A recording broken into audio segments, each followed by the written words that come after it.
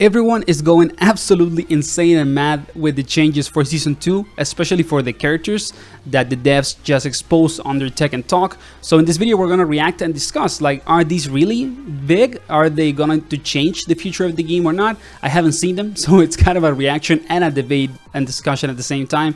And huge shout out to IMOP because I'm gonna use his video in which he did basically like a compilation with all the changes for the characters. So huge shout out to him, and let's start. Okay, first we have Devil Jin, a character that many people consider underpowered. Okay, he has a new basically like help sweep launcher. It is a ton of damage. That's kind of game breaking. Okay, that's very insane for a Mishima character, you know, having a better 50-50. It's pretty good. He has new strings also, and like an unblockable. That little hit is unblockable high, right? Yeah. Okay, I mean, they're good changes. I don't know if they're gonna make him top tier though. Okay, Asuka has a new charge move. Okay, new strings, new OTG. Okay, she's getting a ton of changes. The parry is the same, right? Yeah, but the new OTG is there. Okay, okay. Okay, these changes are actually big because they are a lot. The Devil Jin changes are not gonna feel that this big, I guess. The Hell Sweep is the biggest one. Okay, so basically Asuka has like new mid checks. She has a new combo route. Okay, that's pretty insane. Okay, let's see. New combo, yeah. So she's gonna do more damage, I guess, because she has like that charge kick now for combo rounds and also for strengths. So she's gonna have better pressure. That's okay. Good changes, but not game breaking, I would argue. Azucena, new mid check. Yeah, new counter hit mid, basically. A launcher. Okay, that's good, but it's kind of honest. I wouldn't call it something super insane. Like she just has a new move to check you. Okay, June has new plus some block moves. No way, dude. This is insane. This is the biggest change I've seen until now with the Devil Jin House Sweep. Oh, and she has an install because she has that medallion counter. Yeah, she has an install. It's probably just more damage, I would guess. Hopefully she doesn't have enhanced moves when she has that on. But she has a new plus on block mid on heat. Okay, what? And the low, now it's not a heat smash. Jesus, okay. The June changes are freaking big. And overall, I think the June changes are the biggest. Okay, Reina has new low, new mid, string. Okay, these are not that big, I gotta say. Okay, nice. I did see a clip that she has like her low heat smash also as a string, so that's kind of big. And King now has a Clive string. What the fuck?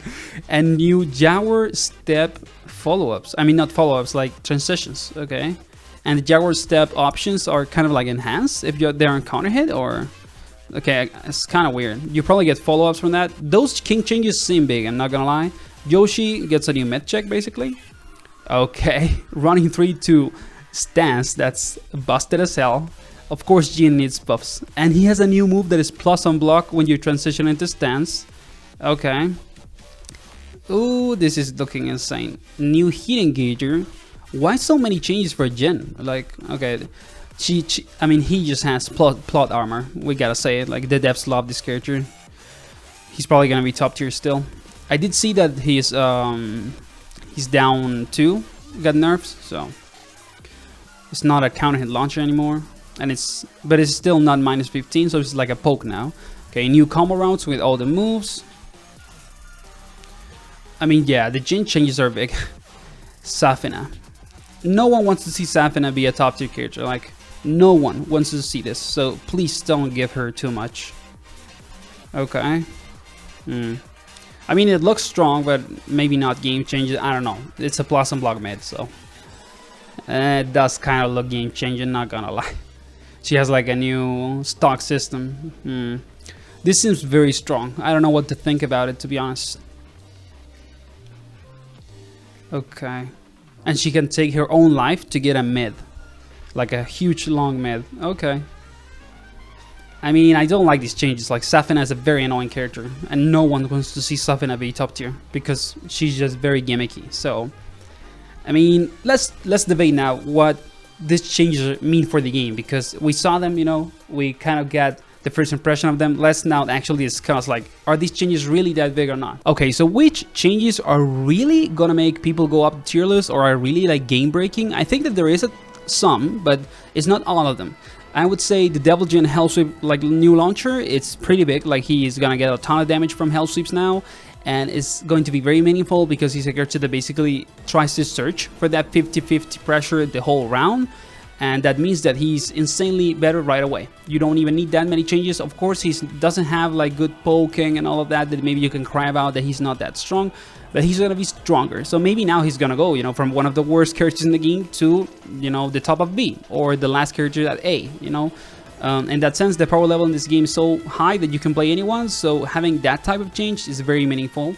Then I would say the other very significant changes, or the biggest ones, are June changes, because like all the June changes seem very busted. June is already a very strong character that gets slept on because she got nerfed at launch and everyone thought that she was not that good, and she has been slept on the whole season. She's very strong, but now getting those like new plus unblock mids, a new low, it seems like a lot, you know, and getting the medallion counter like an install seems very insane. The Azucena changes, I wouldn't call them that big. The other changes that are really big for me, I would say that are the King changes and the Jin changes, because that King Stringman and the new Jaguar Step like options seem very strong because it gives King basically more mix-up potential, which he doesn't need. Like King does not need more mix-up potential. He already has a ton, in my opinion, because of the grabs, you know, of the mid checks, the decent lows.